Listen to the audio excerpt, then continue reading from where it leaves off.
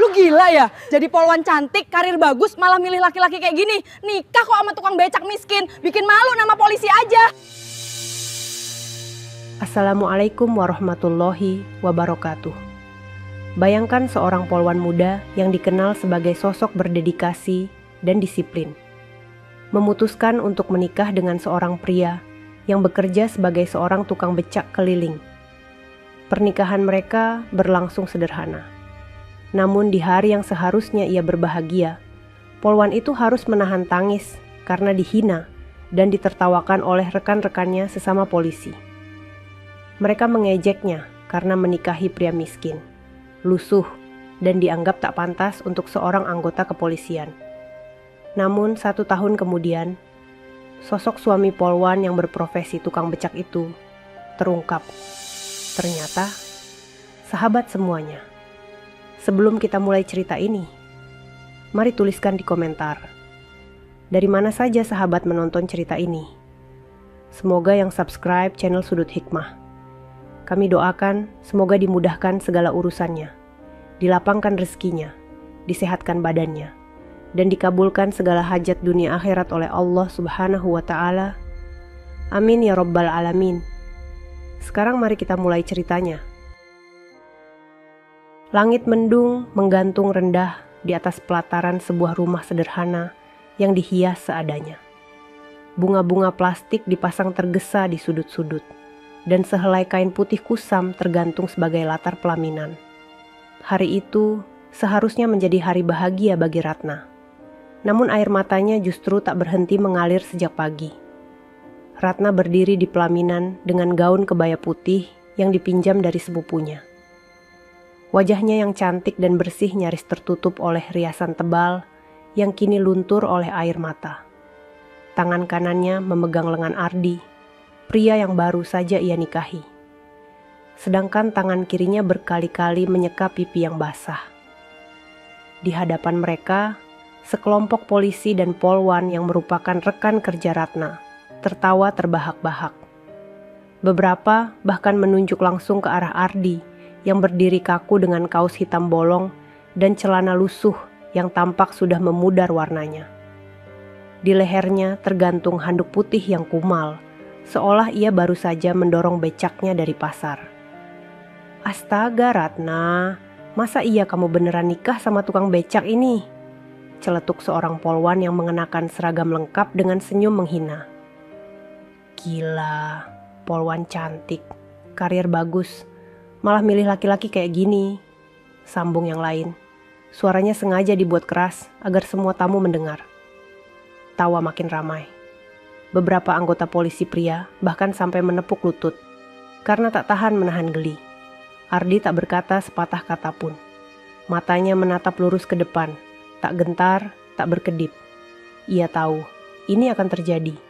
Ia bahkan telah menyiapkan hatinya sejak Ratna menyatakan siap menerima semua risiko jika tetap memilihnya. Tapi tetap saja, melihat istrinya menangis seperti itu, hatinya remuk. Ratna menggenggam lengan Ardi makin erat, mencoba menahan gemetar tubuhnya. Ia tahu banyak orang akan menghina. Ia tahu teman-temannya akan menertawakannya. Tapi tidak pernah ia bayangkan ejekannya akan sekejam ini. Di hari pernikahannya sendiri. Suasana makin panas ketika salah satu polisi senior berkata lantang, hati-hati loh Ratna, nanti kamu malah disuruh dorong becak juga kalau dia sakit. Jangan nyesel ya. Semua tertawa. Beberapa warga sekitar yang menonton hanya bisa menunduk, tak tega melihat bagaimana seorang mempelai wanita dipermalukan di hari suci pernikahannya. Namun Ratna tetap diam. Ia menunduk lalu membisik pelan di telinga Ardi. Mas, aku gak akan nyesel. Biar semua orang bilang kamu cuma tukang becak. Aku tahu kamu lebih baik dari semua orang yang mentertawakan kita. Ardi menoleh sedikit. Matanya berkaca-kaca, tapi ia paksa untuk tetap tegar. Ia genggam tangan Ratna, lalu membisik balik dengan suara nyaris tak terdengar. Terima kasih, Ratna. Kamu gak akan pernah menyesal. Tak ada yang tahu, di balik tatapan dingin dan tubuh lusuh itu, Ardi sedang menyimpan sesuatu yang besar. Ia bukan sembarang tukang becak. Ia bukan orang miskin yang datang dari jalanan, dan tak ada yang tahu. 1 tahun dari hari ini, orang-orang yang tertawa paling keras akan jadi orang yang paling menyesal. 2 hari setelah pernikahan itu, Ratna sudah kembali bertugas seperti biasa di kantor kepolisian sektor tempat ia mengabdi. Rambutnya yang sebelumnya tertutup mahkota pengantin, kini kembali rapi disanggul, dibalut kerudung dinas. Namun yang berbeda adalah sorot mata rekan-rekannya saat melihatnya datang. Tatapan sinis, senyum mengejek, bisikan-bisikan yang tak lagi disembunyikan. "Pagi Bu Ratna," ucap seorang polwan sambil tersenyum palsu. "Udah masakin suami kamu belum? Tukang becak kan pasti sarapannya berat." Yang lain menimpali, Ratna sekarang jadi istri rakyat miskin. Gajinya bisa cukup buat 2 orang nggak ya?" Tawa kembali pecah. Ratna diam saja. Dingin, tapi tenang. Ia belajar untuk tidak menanggapi. Ia tahu siapa suaminya. Ia tahu apa yang Ardi jalani. Tapi tidak, belum saatnya orang lain tahu. Sementara itu, di tempat lain, Ardi mendorong becaknya menyusuri jalanan kota. Dari luar, tak ada yang aneh. Ia tampak seperti tukang becak biasa. Tapi sore itu, setelah mengantar penumpang terakhir, Ardi berhenti di sebuah gang sempit. Ia memarkir becaknya, lalu berjalan cepat masuk ke sebuah warung kopi tua di pojok. Dari luar, warung itu tampak biasa. Tapi di dalam, Ardi membuka sebuah pintu kecil menuju ruang tersembunyi di belakang dapur. Di sana, seorang pria berambut putih dengan seragam sipil duduk di depan layar monitor kecil. Wajahnya teduh, namun sorot matanya tajam. "Lapor, Pak," ucap Ardi tegas. Target pertama terkonfirmasi. 2 nama dari Polsek tempat Ratna bekerja terlibat aliran dana gelap dari kasus tilang dan pengamanan proyek jalan. "Saya sudah catat waktunya. Ini rekaman percakapan mereka." Ia menyerahkan alat kecil seperti flash disk ke atas meja. Sang pria, tak lain adalah ajudan pribadi Jenderal Pramana, ayah Ardi, menerima benda itu dengan penuh perhatian. "Kamu yakin mereka yang mengatur?" tanya si ajudan. Ardi mengangguk. "Yakin, Pak. Mereka merasa terlalu nyaman karena tak ada yang awasi. Bahkan salah satu dari mereka menyebut nama Kasat sebagai orang yang ikut bagi hasil." Ajudan itu mengangguk pelan. "Kamu harus lebih hati-hati. Kita belum tahu seberapa dalam permainan ini." Ardi menarik napas panjang. Ia terlihat lelah. Matanya merah, tubuhnya kurus. Tapi di balik semua itu, tekadnya tidak pernah padam. "Ini belum apa-apa, Pak. Saya harus pastikan mereka semua terbongkar. Biar semua yang meremehkan istri saya tahu siapa saya sebenarnya." Sementara itu, di kantor polisi, Ratna diminta menemani sebuah razia di jalan raya besar. Ia ikut dalam satu mobil patroli bersama 2 rekannya yang paling sering menghinanya. Dalam perjalanan, mereka kembali membahas pernikahan Ratna. "Gua heran deh, Nah. Kamu itu cantik, punya masa depan, tapi malah milih tukang becak.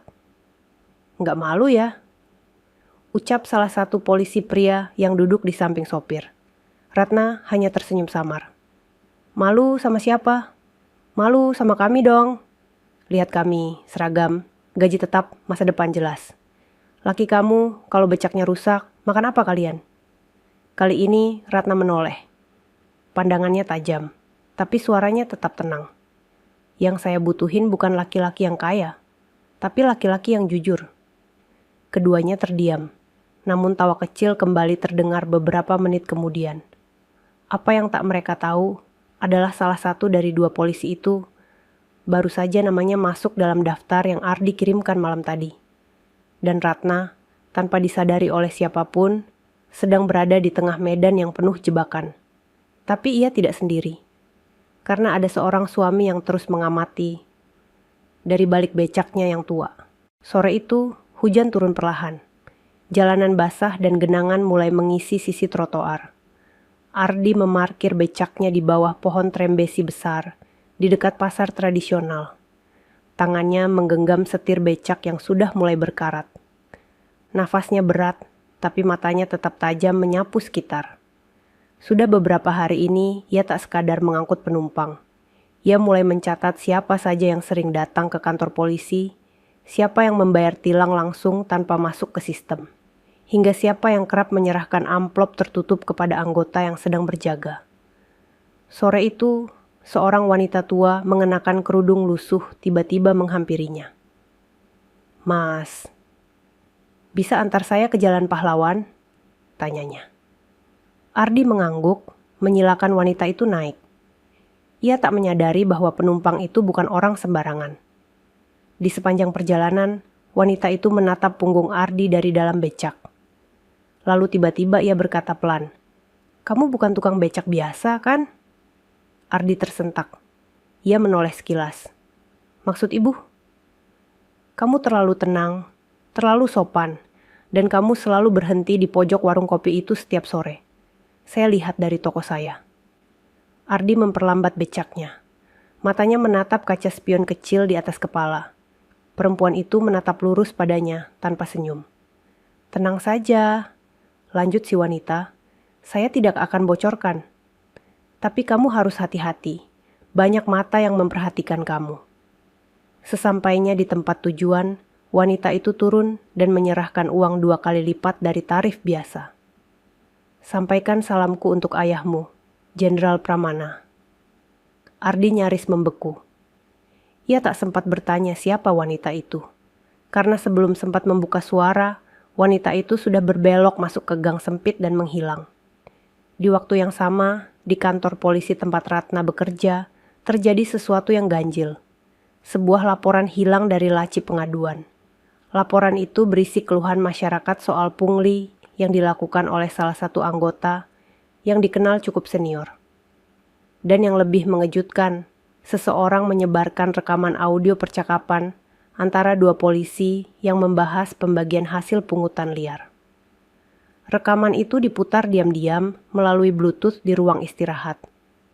Tidak semua mendengarnya, tapi cukup untuk membuat beberapa wajah pucat seketika. "Siapa yang rekam ini?" bisik salah satu petugas dengan gugup. "Bisa-bisa karir kita habis kalau sampai bocor ke provos." Sementara mereka panik, Ratna duduk di pojok ruangan. Ia menatap layar ponsel yang gelap. Tidak berkata apa-apa, tapi di dalam hati, ia tahu rekaman itu bukan datang dari sembarang orang. Malamnya, Ardi kembali ke rumah. Tubuhnya lelah, bajunya basah oleh gerimis. Ia melihat Ratna duduk di dapur, sedang mengupas bawang sambil menggumam pelan. Tanpa banyak bicara, Ardi duduk di depannya. Mereka saling pandang. "Mas," kata Ratna pelan. "Ada yang aneh di kantor. Tadi ada rekaman diputar diam-diam. Isinya mirip suara 2 teman kerjaku. Aku takut." Ardi menyentuh tangan istrinya. "Tenang, kamu gak perlu takut. Yang harus takut itu orang-orang yang sudah terlalu lama merasa kebal hukum." Ratna mengernyit. "Mas, siapa kamu sebenarnya?" Ardi terdiam. Ia hampir menjawab, tapi ia urungkan. "Suamimu," jawabnya pelan, "yang ingin kamu tetap aman. Itu saja dulu." Dan malam itu, untuk pertama kalinya sejak menikah, Ratna mulai merasa bahwa ia mungkin sudah menikahi seseorang yang bukan sekadar tukang becak. Pagi itu, kantor polisi terasa berbeda. Tidak seramai biasanya. Banyak petugas yang terlihat saling berbisik. Beberapa terlihat gelisah, duduk di depan komputer tanpa fokus, sementara yang lain mondar-mandir dengan wajah tegang. Ratna baru saja tiba. Langkahnya pelan, tapi pasti. Saat melewati lorong utama, ia melihat 2 rekannya yang biasa menyapanya dengan ejekan. Kini justru menghindari tatapannya. Di meja kerjanya, Ratna membuka berkas laporan razia semalam. Namun baru sebentar ia membaca. Sebuah pesan masuk di ponselnya. Pengirimnya tidak dikenal. Isinya hanya 1 kalimat. "Tetap tenang. Jangan percaya siapapun. Mata-mata sedang mengintai dari dalam." Ratna meneguk ludah. Tangannya gemetar. Ia menoleh ke kanan dan kiri. Siapa yang mengirim pesan itu? Apa maksudnya? Beberapa menit kemudian, Kapolsek memanggil seluruh anggota untuk rapat mendadak. ruang briefing penuh sesak. Semuanya berdiri tegak, tapi suasana tegang terasa menyesakan. Kapolsek membuka rapat dengan suara berat. Ada laporan dari Mabes.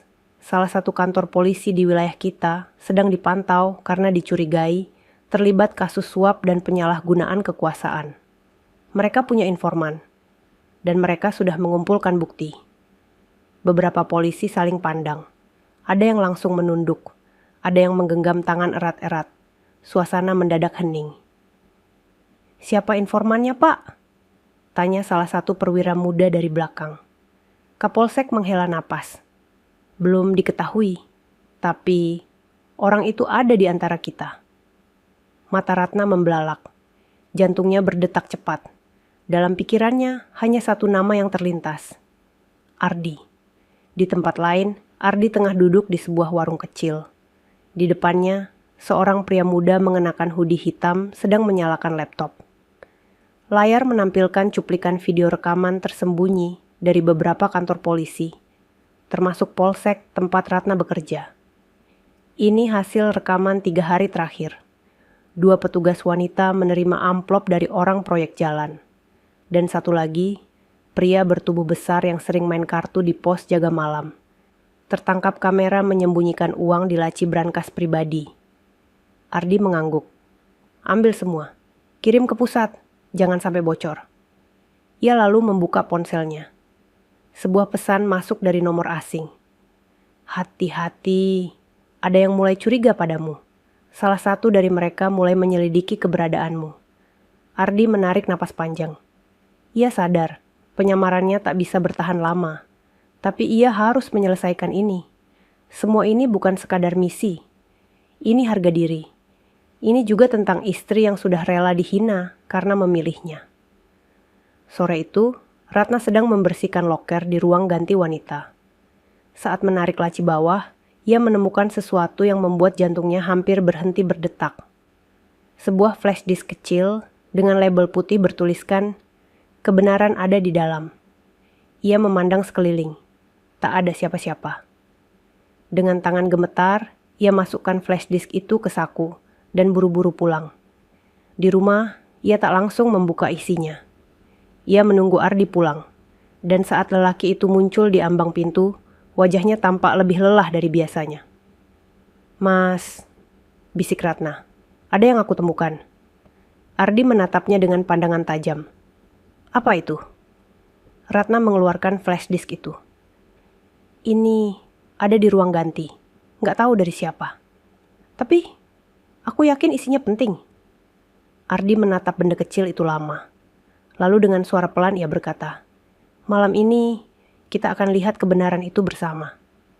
Namun saat malam tiba dan Ardi mulai membuka isi dari flash disk misterius itu di laptop, mereka tak sadar. Dari kejauhan, ada sepasang mata mengintai dari balik jendela rumah mereka yang gelap. Lampu meja menyala redup di sudut ruang tamu kecil rumah kontrakan Ratna dan Ardi. Hujan turun di luar, menambah sunyi yang menggantung di udara. Ardi duduk di depan laptop tua miliknya, sementara Ratna duduk di sisinya, menggenggam tangan suaminya erat-erat. Flash disk itu telah dimasukkan. Layar laptop menunjukkan folder dengan nama yang tak asing. Ruang istirahat 16 Mei.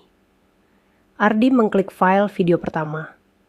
Kamera tersembunyi menampilkan sudut ruang istirahat kantor polisi, di mana 2 petugas pria duduk santai, masing-masing memegang rokok dan secangkir kopi. Salah satunya berbicara dengan suara rendah namun jelas. Besok jam 3 sore, orang proyek jalan datang lagi. Seperti biasa, langsung ke ruang belakang. Kasih ke Bu Novi. Dia yang urus pembagian ke kasat. Ratna menahan napas. Itu suara Pak Herlan. Salah satu petugas senior yang selama ini dikenal baik dan ramah. Video berikutnya menunjukkan 2 polwan. Dan yang lebih mengejutkan, salah satunya adalah teman dekat Ratna sendiri, Dinda. "Jangan bilang siapa-siapa ya. Aku udah dapet jatah dari tilang kendaraan dinas. Enak banget nah. Duitnya cepet." Suara itu terdengar ringan, seolah berbicara tentang hal biasa. Wajah Ratna memucat. Mulutnya terbuka, tapi tak ada suara keluar. Ia seperti ditarik dalam pusaran kenyataan yang tak ia sangka. Ardi menatap layar dengan rahang mengeras. Ia tahu, data ini cukup untuk menyeret setengah anggota Polsek ke Provos. Tapi bukan itu yang membuatnya marah. Yang membuatnya benar-benar geram adalah mereka semua adalah orang-orang yang tanpa malu menghina istrinya. Ia mengepalkan tangan. Ini belum cukup, gumamnya. Ratna menoleh. Mas, sampai kapan kamu rahasiain semuanya dari aku? Ardi menatap mata istrinya. Lama, dalam. Penuh keraguan dan pertimbangan. Aku janji, sebentar lagi kamu akan tahu semua, Ratna. Tapi belum sekarang. Belum sampai semua bukti lengkap. Ratna mengangguk pelan, meski hatinya penuh tanda tanya. Namun mereka tidak tahu, malam itu, di gang seberang rumah, seorang pria sedang menelepon sambil menunduk dalam gelap. Ia mengenakan jaket hujan hitam dan topi yang menutupi wajahnya. Saya sudah lihat sendiri, dia buka rekaman-rekaman itu, katanya pelan di telepon. Dan sepertinya, dia bukan orang biasa. Suara di seberang menjawab cepat. Kalau benar, dia yang kirim bukti-bukti ke Mabes, kita harus bergerak cepat. Jangan tunggu dia datang dengan surat perintah. Siap, saya akan awasi terus. Kalau perlu, saya hilangkan dia sebelum dia bicara. Panggilan terputus. Pria itu menatap rumah Ardi dan Ratna yang remang dari balik hujan. Matanya tak berkedip. Keesokan paginya, Ardi sudah kembali mendorong becaknya seperti biasa. Ia mengantar anak sekolah, ibu pasar, dan beberapa penumpang tetap. Tapi siang hari, ia menerima sebuah pesan yang membuat wajahnya berubah. Target Dinda akan kirim uang ke pos polisi sore ini. Rekamannya harus kamu ambil langsung dari kamera sebelum dihapus. Ardi langsung mengayuh becaknya ke arah pos jaga. Tapi yang tidak ia sadari, sebuah motor bebek tua membuntutinya sejak keluar dari pasar. Di dalam pos jaga, kamera CCTV kecil yang Ardi pasang, diam-diam merekam jelas saat Dinda datang membawa tas kecil. Ia hanya singgah sebentar, menyerahkan tas itu pada seorang pria tua yang menjaga pos. Ardi datang 5 menit setelah Dinda pergi. Ia masuk pura-pura menawarkan minuman dan sempat menepuk meja. Dalam waktu singkat, ia mencabut kartu memori dari bawah meja. Namun saat keluar dari pos, motornya tadi sudah menunggu di ujung jalan. Pria bertopi itu membuka jaketnya, menampakkan senjata tajam di pinggangnya. Ardi berhenti. Ia tahu penyamarannya hampir terbongkar. Langkahnya pelan, tapi pandangannya tidak gentar. Hari ini mungkin awal dari pertempuran terbuka. Ardi berdiri di ujung jalan sempit itu. Hujan masih menyisakan genangan di aspal, dan udara sore terasa dingin. Di depannya, pria bertopi dengan jaket setengah terbuka. Itu mulai melangkah mendekat. Mata tajamnya menatap lurus ke arah Ardi.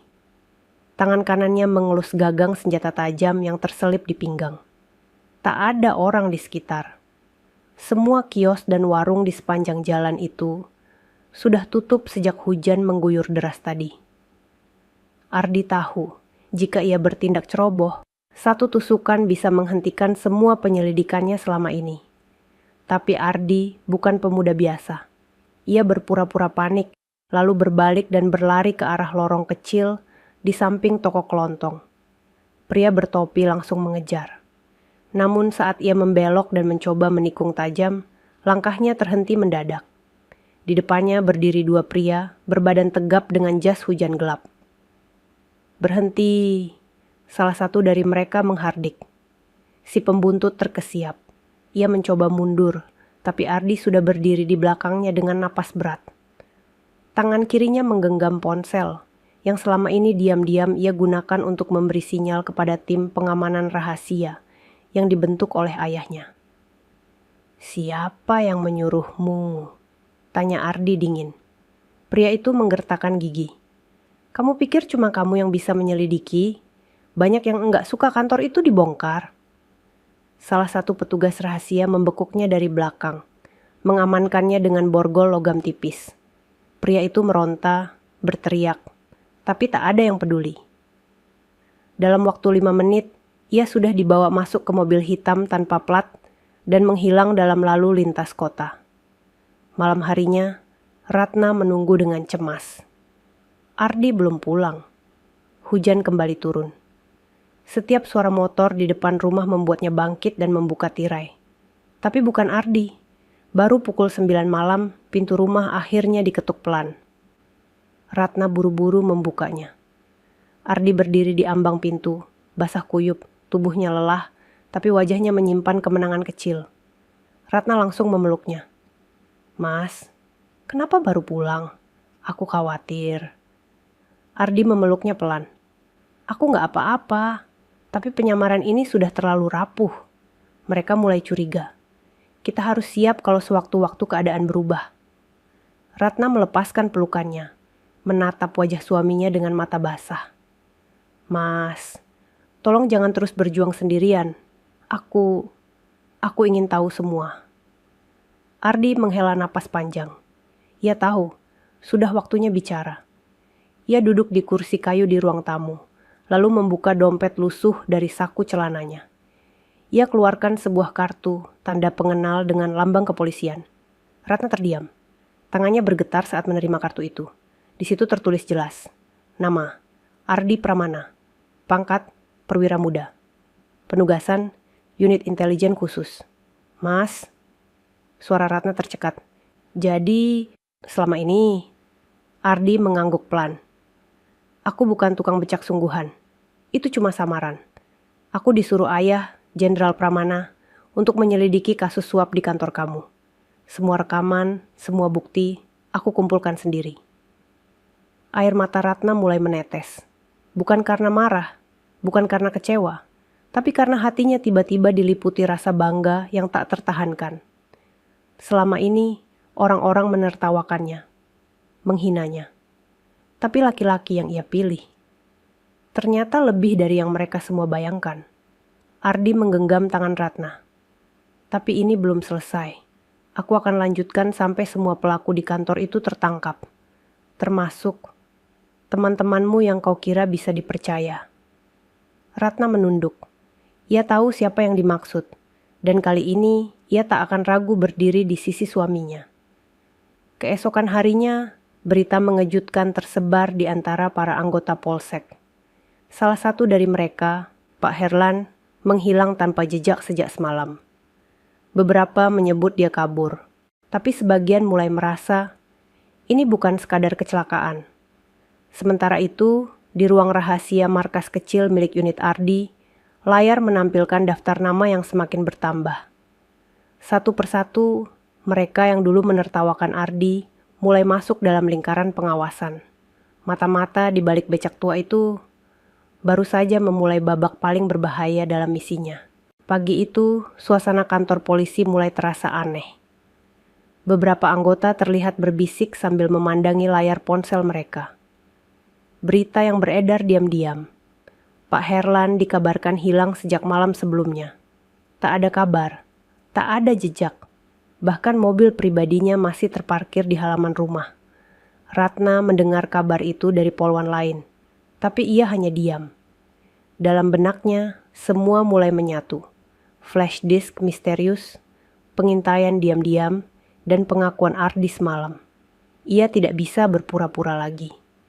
Setelah apel pagi, Ratna masuk ke ruang administrasi dan mendapati Dinda, teman dekatnya yang dulu sering tertawa bersamanya, sedang duduk dengan wajah gelisah. Tangan Dinda sibuk membuka-buka map berisi laporan, tapi sorot matanya tak pernah benar-benar fokus. "Din," sapa Ratna pelan. Dinda menoleh, kaget. Tapi ia cepat-cepat tersenyum. Ratna, kabar Herlan udah denger ya?" Ratna mengangguk. "Iya, aneh banget ya." Dinda tertawa hambar. "Yah, mungkin kabur. Namanya juga orang tua panikan." Ratna duduk di kursi seberang. Ia memandang wajah Dinda yang dulu begitu akrab, kini tampak seperti orang asing. "Kamu hati-hati, Din," ucap Ratna, masih dengan nada datar. "Sekarang semua sedang diawasi. Jangan percaya siapapun." Dinda terdiam. Matanya membesar sedikit. Tapi ia hanya menjawab, "Iya, makasih ya. Udah ngingetin. Namun saat Ratna keluar dari ruangan, ia melihat sesuatu yang membuat langkahnya terhenti. Dari balik pintu kecil ke ruang staf belakang, seorang pria paruh baya berpakaian sipil menyerahkan sebuah amplop coklat tipis ke tangan Dinda. Semuanya terjadi cepat, nyaris tak terlihat jika Ratna tidak sedang menoleh ke belakang. Amplop itu, Ratna tahu betul artinya. Di waktu yang hampir bersamaan, Ardi kembali ke pos pengamatan bersama unit kecilnya. Layar monitor menampilkan cuplikan-cuplikan rekaman dari kamera tersembunyi yang dipasang di kantor polisi. Dan kali ini mereka menemukan sesuatu yang sangat penting. Salah satu kamera merekam pembicaraan antara Dinda dan dua orang pria berpakaian biasa di parkiran belakang kantor. Uang untuk bagian atas sudah aman. Jangan kirim lewat bank. Kita pakai amplop seperti biasa. Aku yang urus. Tapi jangan sampai bocor ke Ratna. Ardi mengepalkan tangan. Ia tahu, Dinda selama ini adalah bayangan palsu di sisi Ratna. Sahabat pura-pura. Ia menghela napas. Tidak mudah menyampaikan kenyataan ini ke istrinya. Tapi ia tak punya pilihan. Malam itu, saat Ratna sedang menyiapkan makan malam, Ardi duduk di ruang depan. Di tangannya, sebuah amplop putih berisi print out rekaman yang ia peroleh dari timnya. Wajahnya tegang. Saat Ratna datang membawa 2 piring nasi, ia duduk pelan. Ardi memegang tangannya. Ada yang harus aku kasih lihat ke kamu, ucapnya lirih. Ratna menatapnya heran. Ardi menyerahkan kertas itu. Begitu membaca transkrip pembicaraan Dinda, Ratna membeku. Wajahnya pucat. Tangannya lemas. Air mata mengalir perlahan di pipinya. Dinda, bisiknya. Dia sahabatku. Aku gak nyangka. Ardi menarik kursi lebih dekat, memeluk bahu istrinya. Kadang pengkhianatan paling besar datang dari orang yang paling dekat. Ratna menggigit bibirnya. Wajahnya murung, tapi ada bara kecil mulai menyala di balik matanya. Ia menyeka air matanya, lalu berkata tegas, "Aku mau bantu, Mas. Aku mau ikut bongkar semuanya." Ardi menatapnya lama. "Kamu yakin? Ini bukan permainan. Kamu bisa terancam." Ratna mengangguk. "Aku sudah terlalu lama diam. Aku sudah cukup dihina karena menikah sama kamu. Sekarang, biar semua orang tahu, suamiku bukan cuma tukang becak." Sementara itu, di ruang istirahat kantor polisi, Dinda membuka laci mejanya dan menemukan secarik kertas kecil tanpa nama. "Kamu berikutnya. Waktumu tak lama lagi." Wajahnya langsung pucat. Tangannya gemetar. Ia menoleh ke kanan dan kiri, tapi tak ada siapa-siapa.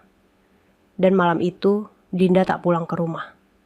Ia menghilang, seperti Pak Herlan. Satu persatu, para pelaku mulai merasakan ketakutan yang dulu mereka tebarkan kepada orang lain. Langit mendung menggantung di atas kota pagi itu. Udara lembab menyelimuti halaman kantor polisi, tapi suasana di dalam jauh lebih pengap. Dinda menghilang sejak semalam, dan berita itu menyebar lebih cepat dari kilat. Beberapa anggota mulai waspada. Yang merasa bersih tetap tenang, tapi mereka yang pernah bermain uang mulai gelisah. Di ruang kerjanya, Kapolsek menerima sebuah dokumen tebal yang dikirim langsung oleh Mabes Polri melalui jalur khusus. Tidak ada kop surat, tidak ada nama pengirim, hanya tulisan di sampulnya. Laporan sementara investigasi khusus, Polsek Rayon 5. Kapolsek membuka halaman pertama. Matanya membesar saat membaca daftar nama di dalamnya. Tercantum belasan anggota, termasuk beberapa nama yang selama ini ia anggap paling loyal. Di pojok kanan bawah tertulis, data dikumpulkan melalui penyamaran petugas intelijen lapangan. Validasi 97%. Tangan Kapolsek bergetar. Ia sadar, ini bukan main-main. Di rumah kontrakan kecil itu, Ratna dan Ardi duduk bersisian, memandangi peta struktur organisasi kantor polisi yang sudah mereka tempel di dinding. Dengan spidol merah, mereka menandai satu persatu nama yang sudah terlibat dan terbukti berdasarkan rekaman. Total ada 15 orang, ucap Ardi lirih. 7 sudah terekam langsung menerima uang. 6 lainnya disebut dalam percakapan. Dan 2 sisanya, termasuk Dinda, tengah dicari oleh tim pusat. Ratna menatap peta itu. Pandangannya tajam. Mas, kamu tahu siapa lagi yang harus kita cari? Ardi menggeleng. Masih buram. Tapi dari pembicaraan terakhir yang terekam, ada satu nama yang disebut dengan kode Elang. Aku belum tahu siapa dia, tapi dia disebut sebagai pengatur utama. Ratna terdiam. Elang. Sore itu, Ardi menyamar lagi sebagai tukang becak. Ia sengaja parkir lebih lama di depan sebuah ruko, tempat biasanya para petugas lapangan makan siang. Ia tidak sekadar menunggu penumpang, ia sedang menanti seseorang. Dan benar saja, seorang pria bertubuh besar keluar dari ruko, membawa plastik berisi makanan. Ia menyapa 2 petugas lain, lalu naik ke atas motor Matic hitam dengan nomor plat palsu. Tapi yang menarik perhatian Ardi adalah tas kecil di pinggang pria itu. Dari sudutnya yang robek sedikit, terlihat sudut kertas merah yang tak asing, lembaran uang 50.000. Ardi mengikuti pria itu dari kejauhan, mengayuh perlahan. Ia tak berniat menangkap, tapi cukup untuk mengetahui kemana arah uang itu mengalir. Motor itu berhenti di sebuah rumah berlantai 2. Tampak seperti rumah biasa. Tapi dari balik jendela, Ardi melihat seseorang yang tak ia duga akan muncul. Kapolsek. Ardi menahan napas, tangan gemetar. Ia memandangi pria bertubuh besar, itu menyerahkan tas kecil kepada Kapolsek. Lalu keduanya tertawa ringan, sebelum pintu ditutup rapat dari dalam. Ardi langsung meraih ponsel, memotret diam-diam, lalu mengirimkan ke tim pusat. Target baru teridentifikasi. Kapolsek diduga sebagai pemegang kendali dana operasional gelap. Kode, Elang. Balasan datang cepat. Dugaanmu benar. Kode Elang mengacu pada Kapolsek. Operasi akan dipercepat. Siapkan laporan final. Ardi menutup ponsel pelan. Wajahnya dingin. Seketika ia sadar, permainan ini jauh lebih dalam dari yang ia duga. Jika Kapolsek adalah pusat jaringan, maka bahaya bisa datang kapan saja, terutama kepada Ratna. Malam harinya, Ratna menerima panggilan dari kantor. Ia diminta menghadap Kapolsek besok pagi. Tidak ada alasan yang jelas. Tapi nada suara perintahnya terdengar aneh. Ratna duduk di sisi ranjang, wajahnya pucat. Mas, aku dipanggil Kapolsek, katanya dengan suara rendah. Ardi langsung menoleh. Sendirian? Ratna mengangguk. Iya, besok jam 8. Katanya penting. Ardi berdiri dari kursi, mengambil map coklat berisi salinan laporan, lalu menatap mata istrinya dalam-dalam. Dengarna, besok kamu pergi, tapi jangan sendirian. Aku akan pastikan semua terpantau.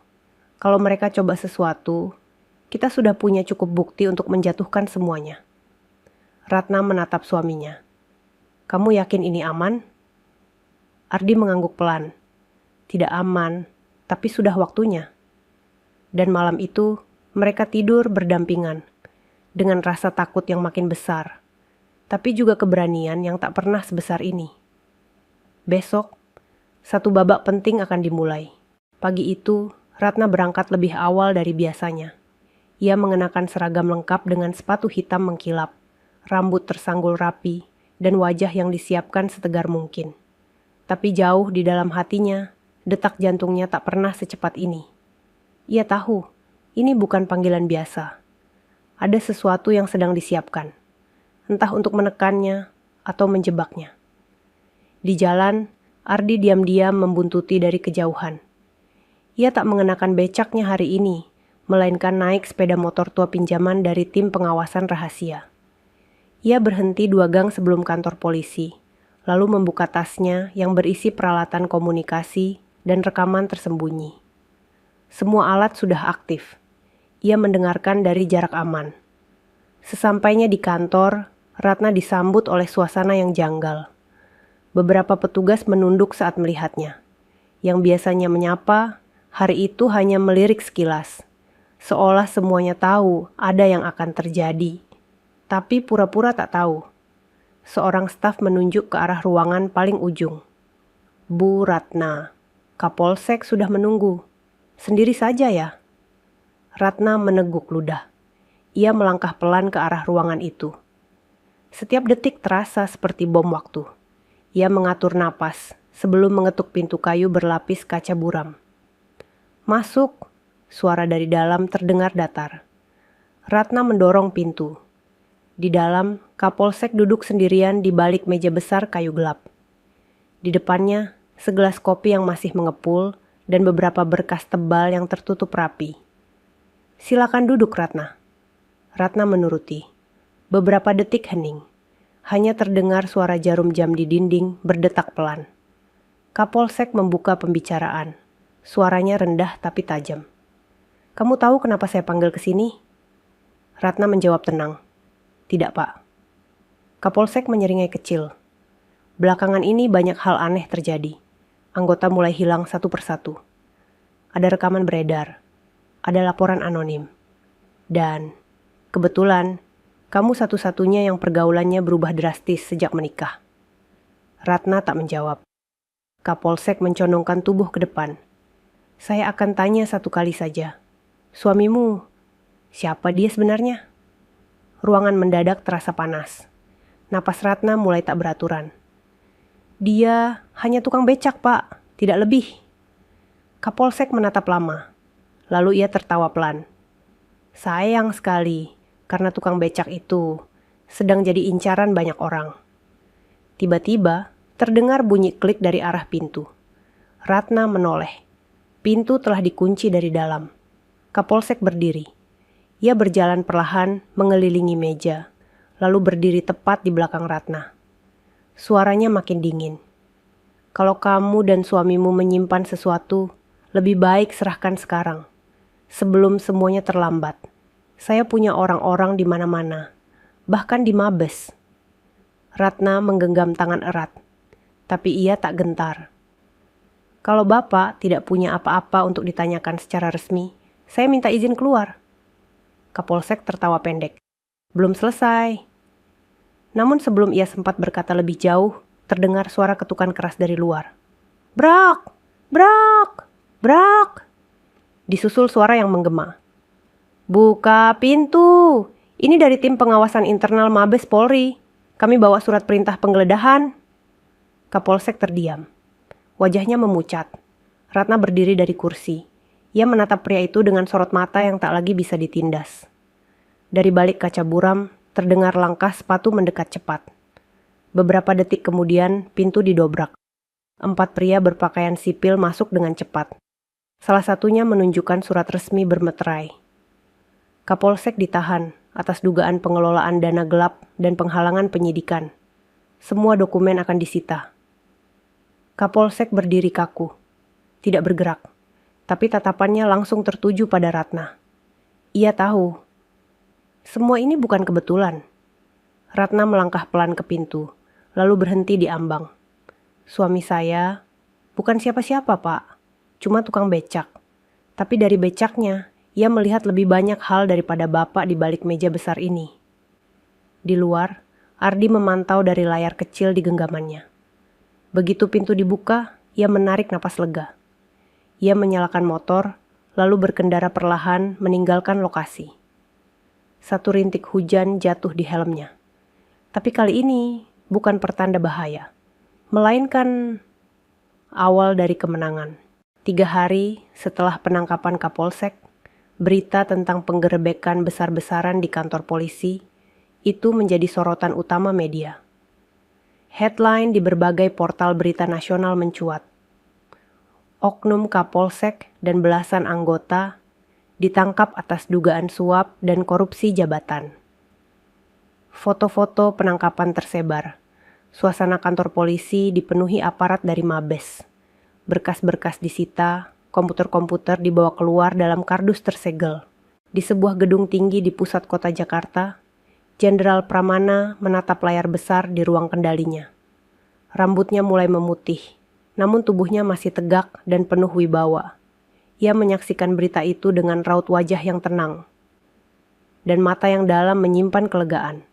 Seseorang mengetuk pintu ruangannya. Seorang ajudan masuk dan memberi hormat.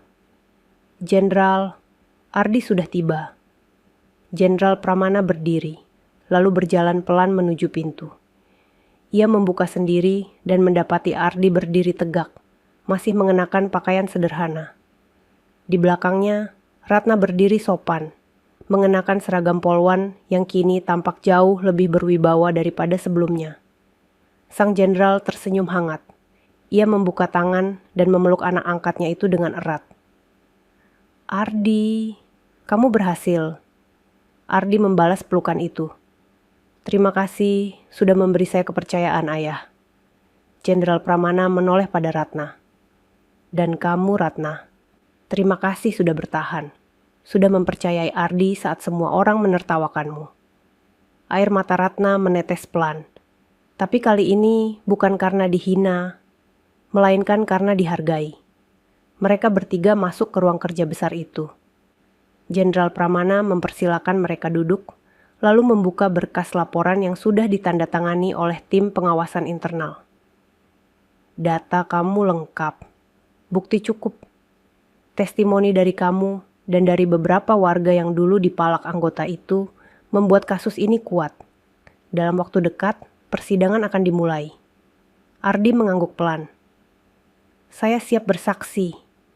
Jenderal Pramana lalu mengambil map lain, berwarna merah tua. Ia menyerahkannya kepada Ardi. "Ini penugasan baru.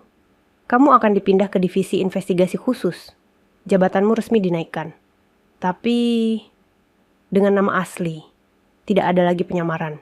Tidak ada lagi beca." Ardi menerima map itu, namun tak langsung membuka. "Kalau boleh, Ayah," katanya pelan. "Boleh saya tetap hidup sederhana dulu sebentar? Saya ingin kembali ke rumah kontrakan. Masih banyak warga yang belum tahu apa yang terjadi. Saya ingin mereka tetap lihat saya sebagai orang biasa." Jenderal Pramana tersenyum. "Itu pilihan yang bijak. Dan itu yang membuatmu berbeda dari mereka yang kau tangkap." Beberapa hari kemudian, Ardi dan Ratna kembali ke rumah kontrakan mereka. Namun kali ini, orang-orang sekitar memandang mereka dengan penuh hormat. Seorang ibu penjual sayur menyapa dari seberang jalan. "Bu Ratna, Pak Ardi, kami bangga sekali. Kami nonton beritanya di televisi. Astaga, kami kira kalian cuma pasangan biasa." Ratna tersenyum. "Kami memang biasa, Bu. Tapi kami cuma berusaha jujur." Dan malam itu, untuk pertama kalinya setelah 1 tahun penuh badai, mereka duduk berdua di teras rumah. Tak ada lagi tangisan, tak ada lagi ejekan, hanya ketenangan. Ardi menatap langit malam. "Nah, kamu pernah menyesal waktu kita dihina dulu?" Ratna menoleh. Ia tersenyum. "Nggak pernah, Mas, karena aku tahu, meski kamu cuma tukang becak di mata orang, kamu laki-laki paling berani yang pernah aku temui." Ardi menggenggam tangan istrinya. Angin malam berembus lembut, dan dunia akhirnya terasa damai. Tamat. Sahabat semuanya, ceritanya telah selesai. Terima kasih sudah menyimak cerita tadi hingga selesai. Semoga cerita tadi bisa memberikan banyak pelajaran kepada kita semua. Sebelum kami akhiri video ini, jika kalian berkenan dan menyukai cerita seperti ini, jangan lupa klik suka, tinggalkan komentar, bagikan cerita ini kepada sahabat kalian, dan pastikan subscribe channel Sudut Hikmah, agar kalian bisa selalu menonton cerita-cerita terbaru dan inspiratif dari channel kami. Terima kasih. Wassalamualaikum warahmatullahi wabarakatuh.